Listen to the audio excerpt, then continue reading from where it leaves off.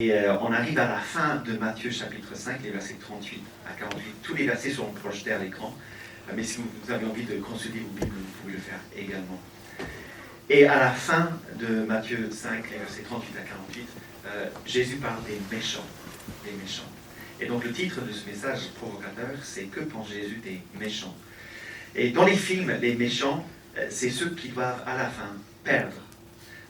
Il y a 2 vendredis de ça, on regardait le film Des hommes d'honneur avec la famille, avec Jack Nicholson et Tom Cruise. Qui connaît le film Des hommes d'honneur? Non? Oui, certaines personnes. C'est excellent, il faut regarder ce film. C'est un jeune Tom Cruise, on le reconnaît à peine. À la fin, quand le méchant, incarné par Jack Nicholson magnifiquement, quand il perd, on est tous en train de sauter dans nos fauteuils. Le méchant, il doit perdre, et il a perdu ce soir-là. Dans la littérature, c'est pareil. Souvent, il y a un méchant. Dans les polars, le méchant doit être arrêté à la fin et jugé. Dans d'autres formes de littérature, c'est souvent plus nuancé, moins catégorique. Il y a même des tragédies où le méchant finit par triompher, par réussir. Mais si vous pensez aux méchants dans la littérature, à qui vous pensez?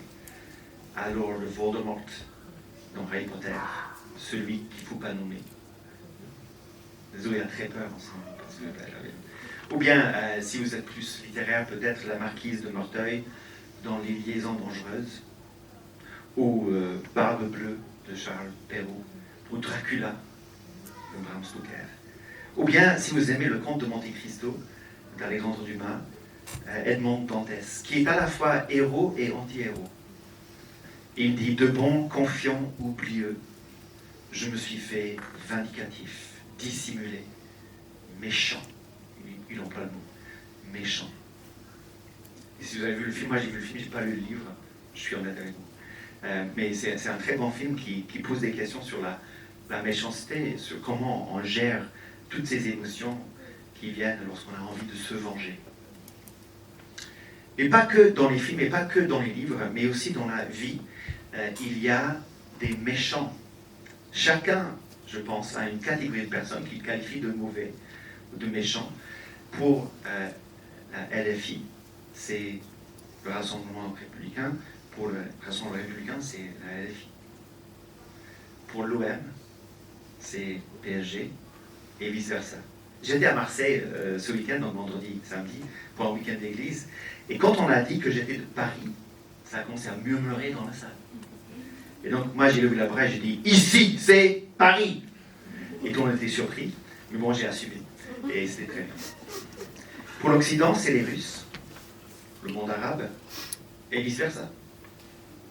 Instinctivement, ou bien par éducation, ou bien par expérience, ou par peur, ou par ignorance, on classe les gens, les bons, comme moi, et les méchants, les autres. C'est universel. Et c'est problématique. Car si on a des méchants que nous n'aimons pas, c'est certain aussi qu'on est les méchants de quelqu'un d'autre. Et eux, ils ne nous aiment pas non plus. Et donc c'est une problématique qui existe dans le monde. Et nous pensons aujourd'hui à cette question et nous posons la question: que pense Jésus des méchants? Nous allons lire le texte biblique, donc Matthieu 5, 38 à 48. Vous avez entendu qu'il a été dit œil pour œil et dent pour dent. Mais moi je vous dis de ne pas résister aux méchants. Si quelqu'un te frappe sur la joue droite, tends-lui aussi l'autre. Si quelqu'un veut te traîner en justice et prendre ta tunique, laisse-lui encore ton manteau. Si quelqu'un te force à faire 1000, fais-en 2 avec lui.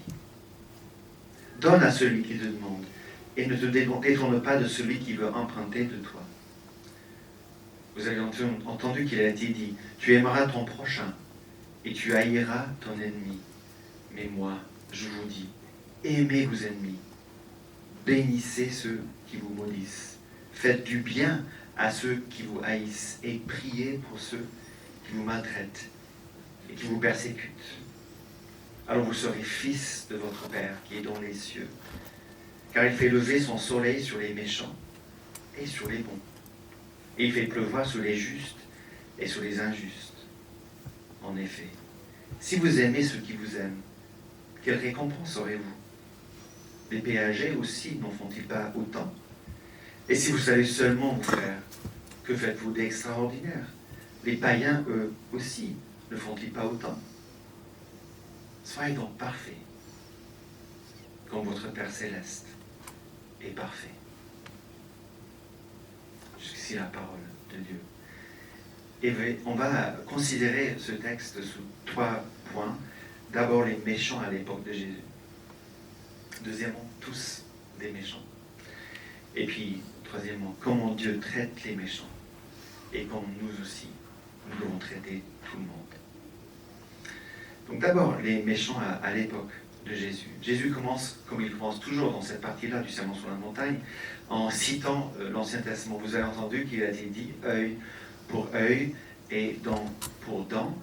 C'est une loi bien connue, la loi du talion, comme on dit.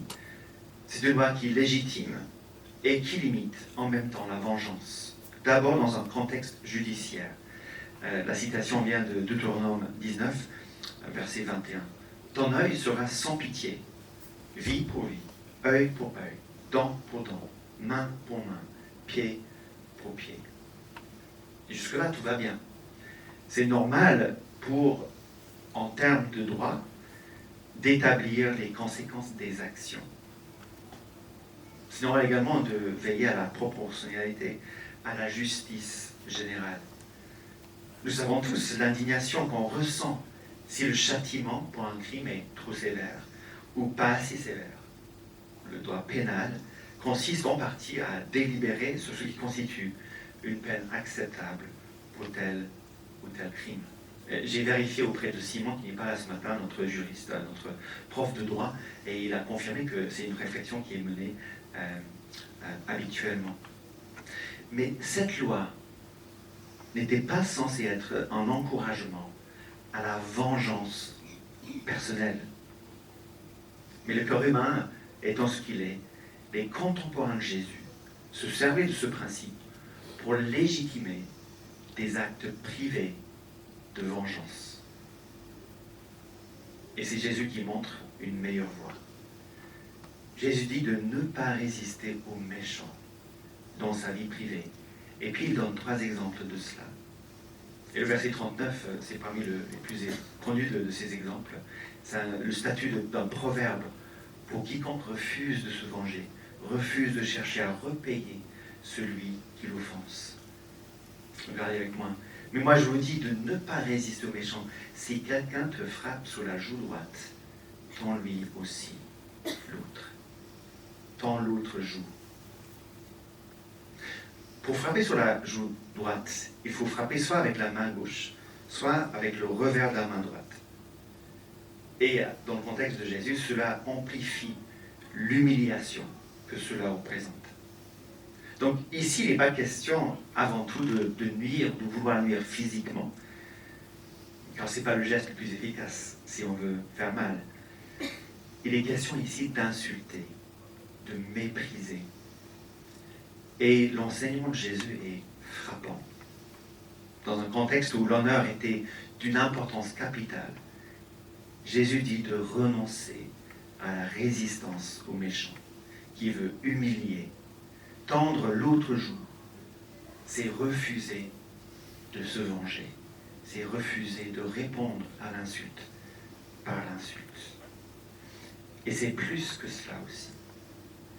Parce que tendre l'autre joue ne veut pas dire se laisser faire pour davantage d'humiliation, laisser l'autre te frapper de nouveau. Tendre l'autre joue, c'est tenter de réparer la relation. Car en Israël, comme en France aujourd'hui, avec beaucoup de personnes ce matin, j'ai fait la bise. Et tendre la joue, c'est un geste d'amitié. C'est le début de la bise que l'on veut faire à l'autre. Vous voyez ? Tendre l'autre joue, c'est dire « tu m'as insulté ». Mais moi, loin de vouloir me venger et t'insulter en retour, je veux réparer cette relation perdue en te proposant de faire la bise. Vaincre le méchant qui veut humilier en lui proposant l'amitié à la place. C'est absolument étonnant. Et puis les 3 prochains exemples s'en suivent. Si quelqu'un veut te traîner en justice et prendre ta tunique, laisse-lui encore ton manteau. Si quelqu'un te force à faire 1000, fais-en 2 avec lui. Donne à celui qui te demande et ne détourne pas de celui qui veut emprunter de toi. Dans le deuxième cas, le méchant veut nous exploiter. Jésus propose de le désarmer en allant au-delà de sa demande. Tunique, prends aussi le manteau. Dans le troisième cas, on discerne qui est le méchant. C'est l'envahisseur romain, le soldat occupant le territoire, qui avait le droit de demander aux autochtones de porter leurs affaires. Le mot 1000 est une mesure non pas israélite, mais romaine. Et ça représente 1,5 km. Ce droit était limité à 1000.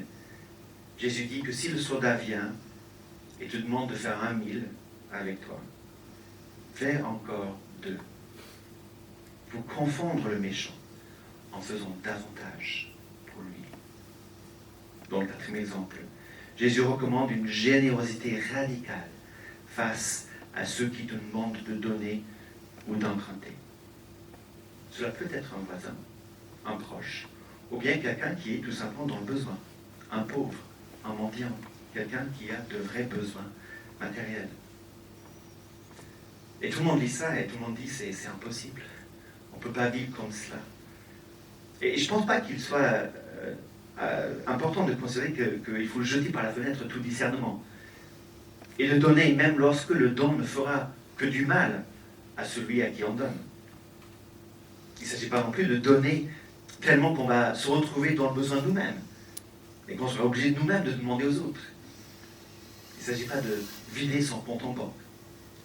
Mais il s'agit bel et bien d'une attitude entièrement renouvelée par rapport à ceux qui nous entourent, qui ont des besoins vitaux auxquels nous pouvons répondre. C'est pour cette raison que nous avons dans la personne de Rachel, de mon épouse, un membre de notre équipe dont c'est la responsabilité de penser à la solidarité. Notre Église ici dans le 5e veut être dans la solidarité avec ceux qui sont dans le besoin. Par exemple, la bagagerie qui aide les gens dans le 5e qui sont sans abri. Ou bien la banque alimentaire où on fait des collectes de denrées à Noël et à d'autres moments également. Et puis, l'année prochaine, si tout va bien et si Rachel arrive à mettre ça sur pied, des maraudes. On ira à la rencontre des personnes habitant dans la rue afin d'aider tout un chacun dans ses démarches, dans ses besoins vitaux. Mais avant tout, d'avoir dans le cœur de chacun la volonté d'une générosité radicale. Donne à celui qui te demande. Ne te détourne pas de celui qui veut emprunter de toi. Alors, comment est-ce que j'essaie de vivre cela moi-même à mon niveau? Au niveau personnel, je ne donne jamais d'argent. Je pense que ce n'est pas une bonne idée, normalement, de donner de l'argent. Mais si la personne demande la nourriture, faisons notre maximum pour en procurer un sandwich, quelque chose de sympa à manger. Si la personne a besoin d'un billet de train, d'un outil, de quelque chose de pratique, et qu'on peut y répondre, tentons de le faire. Laissons Jésus nous enseigner. N'ayons pas ce regard méprisant sur les autres, comme si c'était méchant. Mais soyons comme Jésus, empreint de cette générosité radicale qui change la donne. Jésus continue. Vous avez entendu qu'il a été dit, tu aimeras ton prochain et tu haïras ton ennemi. Et moi je vous dis, aimez vos ennemis, bénissez ceux qui vous maudissent, faites du bien à ceux qui vous haïssent et priez pour ceux qui vous maltraitent et vous persécutent. Le commandement que Jésus cite cette fois-ci de Lévitique 19-18 était effectivement compris de cette manière à l'époque de Jésus. S'il faut aimer son prochain, alors cela implique qu'il ne faut pas avoir la même attitude pour celui qui ne l'est pas. Donc mon prochain, je dois l'aimer, mais les autres, je ne dois pas les aimer. Et en fait, probablement, je dois les détester. Et surtout les étrangers. Surtout les gens qui ne me ressemblent pas. C'est presque comme si j'avais le droit et même l'obligation de ne pas les aimer et de les détester. Et parfois, dans les réseaux sociaux aujourd'hui, on entend ce genre de remarques. Oui, je dois aimer les proches de mon pays, mais les autres, pas obligé de les aimer du tout, pas obligé de les accueillir. Mais Jésus enseigne le sens profond de la loi, l'amour radical pour tous, l'amour exprimé dans la bénédiction, en parole et en acte. Aimez vos ennemis, bénissez ceux qui vous maudissent, faites du bien à ceux qui vous haïssent, priez pour ceux qui vous maltraitent et qui vous persécutent. Et il continue. En effet, si vous aimez ceux qui vous aiment, quelle récompense aurez-vous? Les péagers, une catégorie de méchants à l'époque de Jésus, les péagers qui étaient les collaborateurs avec les Romains, n'en font-ils pas autant? Et si vous saviez seulement, vos frères, que faites-vous d'extraordinaire? Les païens, autre catégorie de méchants à l'époque de Jésus, ceux qui n'étaient pas israélites, ceux qui n'étaient pas juifs. Les païens aussi, eux-mêmes, n'en font-ils pas autant? Parfois, on se félicite, n'est-ce pas, pour des choses que Jésus qualifie ici de parfaitement normales. Tout le monde aime, salue, invite les gens qui leur ressemblent, avec qui ils ont de l'affinité. L'amour radical des disciples de Jésus se voit dans leur façon d'aimer leurs ennemis. Ceux qui ne sont pas comme eux, d'aimer les méchants, que ce soit sur le plan personnel, ou bien les méchants dans les personnes mêmes de l'armée occupante. Encore une fois, dans le Sermon sur la montagne, on est confronté à une éthique qui nous dépasse. Pas seulement parce qu'on a du mal à aimer les méchants comme ça,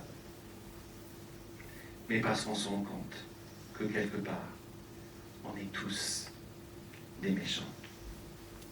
Notre deuxième point. Tous des méchants, d'abord parce que nous n'arrivons pas à suivre ce que Jésus nous enseigne.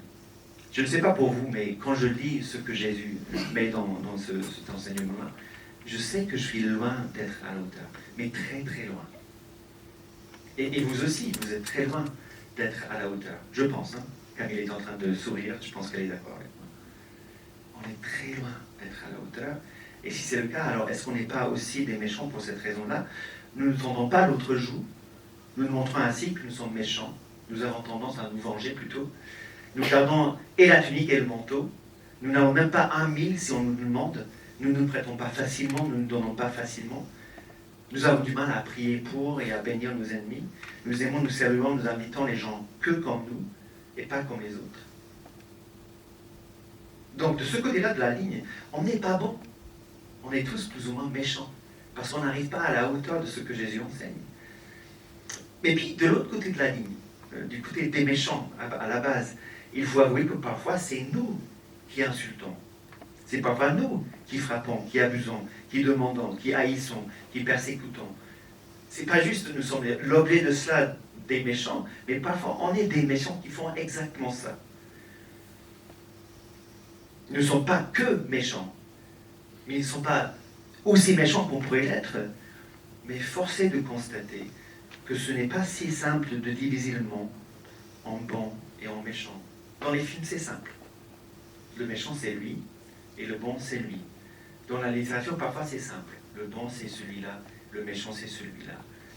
Dans le sport, c'est facile. PSG, OM. Mais dans la vraie vie, c'est pas si simple que ça.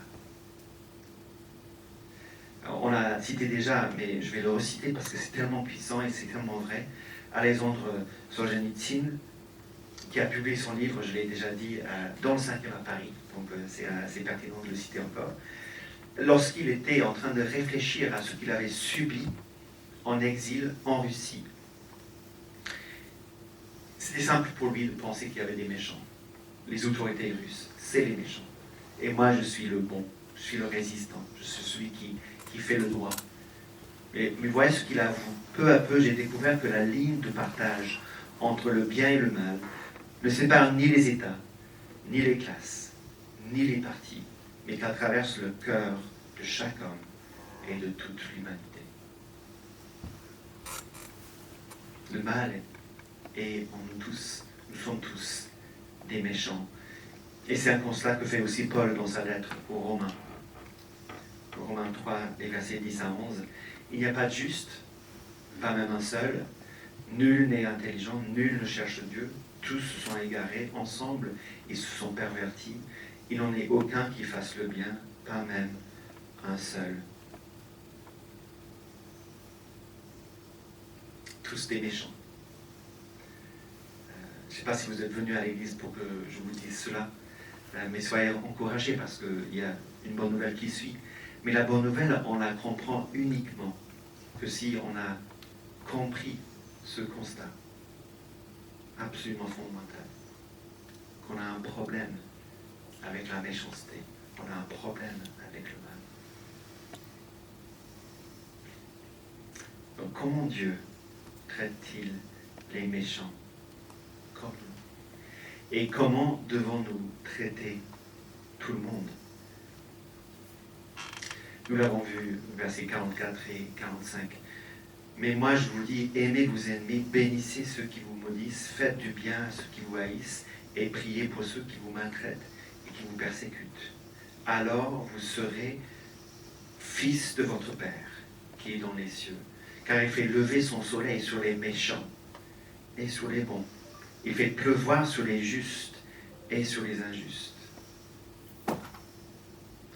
On appelle ce qu'on voit dans ce verset, cette vérité-là, la grâce commune. La grâce que Dieu, tous les jours, montre à tout le monde, de la même façon, sans favoritisme, sans distinction de personne, sans retenue. Dieu qui donne généreusement le soleil et la pluie à tous, aux méchants comme aux bons, aux justes comme aux injustes. Dieu n'est pas en train de regarder le bilan de la personne pour décider si oui ou non il va faire lever son soleil ou envoyer sa pluie. C'est pour tout le monde, tout le temps. Et ce qui est vrai dans le monde naturel est vrai sur beaucoup d'autres plans. Tous les dons de la nature sont offerts à tout le monde. C'est la grâce commune. L'intelligence, la beauté, les capacités, les compétences, les bonnes inspirations, les découvertes scientifiques, la gentillesse. Dieu dépose ses dons librement à travers les cultures et dans les personnes diverses et variées, sans tenir compte de si oui ou non ils sont disciples de Jésus. C'est comme ça que Jésus traite tout le monde, y compris les méchants. C'est comme ça que Dieu traite les méchants, avec grâce commune. On bénéficie tous les jours de sa grâce commune. Et ça va très loin. Regardez cette citation de Jean Calvin sur la grâce commune, justement. Lorsque nous discernons chez les écrivains païens une admirable lumière de vérité, et souvent je cite des écrivains païens le dimanche matin, lorsque nous discernons chez eux une admirable lumière de vérité, nous sommes exhortés à reconnaître que la nature humaine, bien que déchue de sa perfection et très corrompue, est cependant comblée de nombreux dons de Dieu. Si nous admettons que l'Esprit de Dieu est comme la fontaine unique de vérité, nous ne méprisons pas la vérité où qu'elle apparaisse. Autrement, nous ferions injure à l'Esprit de Dieu. Sous-estimer les dons de l'Esprit revient à mépriser, à humilier l'Esprit. C'est très fort. Nous vivons dans un monde où Dieu continuellement fait preuve de grâce commune à tout le monde, sans exception, méchants et bons. C'est comme ça que Dieu traite les méchants que nous sommes. Dieu est un Dieu qui est fondamentalement généreux et tout le monde est au bénéfice de sa générosité, les méchants comme les bons, les injustes comme les justes. Déjà, cela doit nous faire réfléchir. Comme Jésus le dit, c'est une première façon pour Dieu de montrer de l'amour pour ses ennemis, pour ceux qui le maudissent, pour ceux qui le haïssent. Car il faut bien le reconnaître, méchants et injustes ne sont pas juste des termes innocents. Cela décrit des personnes qui ne croient pas en Dieu, qui considèrent peut-être la foi en Dieu comme ridicule, qui veulent s'opposer même à la foi. Comment Dieu traite ces personnes, ses opposants, ses ennemis. Il fait lever son soleil, il envoie sa pluie. Si nous aimons nos ennemis, nous sommes fils de Dieu, fils de notre Père Céleste. Nous sommes à sa ressemblance. C'est ça que ça veut dire être fils de quelqu'un, être comme lui. Mais l'amour de Dieu pour les méchants que nous sommes ne s'arrête pas à la grâce commune. Il va plus loin dans cette grâce spéciale qu'il montre non seulement dans la bénédiction temporelle et matérielle, qu'il donne à tous sans exception, mais aussi dans l'offre du pardon complet, de la restauration spirituelle rendue possible par l'œuvre de Jésus. À la grâce commune, Dieu ajoute la grâce spéciale, par laquelle il sauve tous ceux qui mettent leur foi en Jésus. Et c'est étonnant de remarquer comment, dans l'accomplissement de cela, Jésus incarne les attitudes qu'il enseigne dans ce passage. Je rappelle les moments après l'arrestation de Jésus dans le jardin de Gethsémani, Matthieu 27. Alors le souverain sacrificateur déchira ses vêtements et dit « Il a blasphémé. Qu'avons-nous encore besoin de témoins? Vous avez entendu son blasphème. Qu'en pensez-vous » Ils répondirent « Il est passible de mort. » Là-dessus, ils lui crachèrent au visage. Ils lui donnèrent des coups de poing. D'autres le giflèrent en disant « Christ, devine, dis-nous qui t'a frappé. » Jésus, sous les insultes, tend l'autre joue, comme personne d'autre n'a pu le faire. Il a donné sa tunique, son manteau, tous ses vêtements à la croix. Il n'a pas paru 1000 ou même 2000, mais la distance inimaginable entre le ciel et la terre dans son incarnation. Non seulement il a refusé il n'a pas refusé de nous prêter, il nous a tout donné. À nous qui étions ses ennemis, qui l'avons persécuté, qui l'avons haï, maudit, rejeté. Dieu a montré sa perfection dans l'amour qu'il nous a montré quand il nous a donné son Fils. Regardez ce que Paul dit dans Romains 8. Que dirons-nous donc à ce sujet? Si Dieu est pour nous, qui sera contre nous? Lui qui n'a pas épargné son propre Fils, mais qui l'a livré pour nous tous, comment ne nous donnera-t-il pas aussi tout avec lui? Par grâce. Dieu nous a donné son meilleur à nous qui étions ses ennemis. Et Jésus nous montre la perfection de son amour aussi par nous. Romains 5 le décrit tellement bien avec des termes très similaires de ce que l'on voit dans Matthieu 5. Car lorsque nous étions encore sans force, Christ, au temps marqué, est mort pour les impies ou les injustes. À peine mourrait-on pour un juste. Quelqu'un pourrait peut-être aurait-il le courage de mourir pour un homme qui est bon. Mais en ceci, Dieu prouve son amour envers nous. Lorsque nous étions encore pécheurs, Christ est mort pour nous. À bien plus forte raison, maintenant que nous sommes justifiés par son sang, serons-nous sauvés par lui de la colère. Car si, lorsque nous étions ennemis, nous avons été réconciliés avec Dieu par la mort de son Fils, à bien plus forte raison, étant réconciliés, serons-nous sauvés par sa vie. Plus encore, nous nous glorifions en Dieu par notre Seigneur Jésus-Christ, par qui maintenant nous avons obtenu la réconciliation. Dieu montre la perfection de son amour en envoyant Jésus. Jésus montre la perfection de son amour en mourant pour nous quand nous étions ses ennemis. Et c'est pourquoi Jésus peut conclure cette partie du sermon sur la montagne avec cette phrase limpide, claire: « Soyez donc parfaits, comme votre Père Céleste est parfait. » Voilà ce que Jésus nous invite à vivre. La perfection, qui se voit dans la façon dont nous aimons tout le monde, et notamment ceux qu'on peut considérer comme nos ennemis. Jésus nous invite à poser le même regard sur les personnes qui nous entourent que lui il a posé sur nous, dans la grâce commune et dans la grâce spéciale.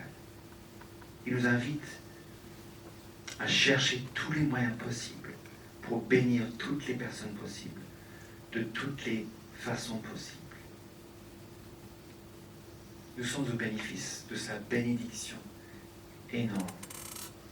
Nous sommes bénis.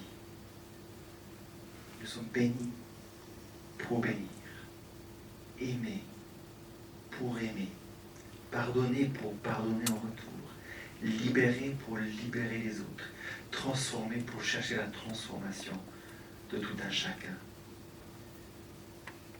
Il y a donc devant chacun de nous un champ de liberté d'action, un monde de possibilités, des projets inspirés par notre foi, jusque-là inimaginés. Et Jésus nous invite à prendre le premier pas pour découvrir les bonnes œuvres qu'il a préparées pour nous à l'avance, afin que nous y marchions. Le défi est de taille pour chacun d'entre nous. Mais voici ce que je propose. Déjà, si vous n'avez pas encore accepté la grâce spéciale de Dieu dans votre vie, faites-le sans tarder. Il fait lever déjà le soleil sur votre vie. Il envoie déjà la pluie. Vous êtes déjà au bénéfice de toute sa création. Mettez-vous également au bénéfice de son salut. En tant que méchants tous, nous méritons la condamnation. Dieu nous offre à la place de cela la rédemption. Ne tardez pas. Mettez-vous au bénéfice de la grâce spéciale de Dieu, comme vous êtes déjà au bénéfice de sa grâce commune.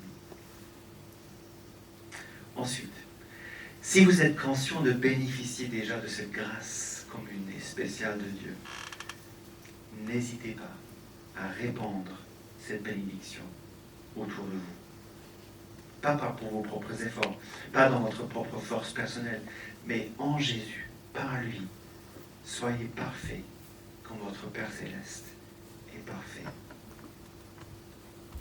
Méditez donc cette bonne nouvelle. Réfléchissez à votre vie. Priez cette bonne nouvelle. Prenez le temps de lire le matin ces mêmes versets. Méditez comment vous pouvez, demain et après-demain, mettre cela en pratique, en regardant la grâce de Dieu envers vous, en voulant répandre cette même grâce autour de vous. Demandez à Dieu de vous montrer comment et pour qui prier, comment et qui bénir, et cherchez toutes les occasions pour le faire. C'est une responsabilité, c'est une obligation, certes, mais au-delà de cela, c'est une invitation au voyage, à une aventure la plus palpitante, la plus épanouissante qui soit. Ne restez pas sur le bord, mais plongez plutôt dans ce que Dieu nous offre, dans cette aventure de foi. Soyez donc parfaits comme votre Père Céleste est parfait. Nous aurons l'occasion de méditer cela et de profiter du pardon, encore une fois, de Dieu lors de la prise de la Sainte Seine dans un instant. J'invite les musiciens à venir devant et ils vont jouer la première strophe du cantique qu'on va chanter, Merveilleux Sauveur. Et pendant qu'on écoute cette première strophe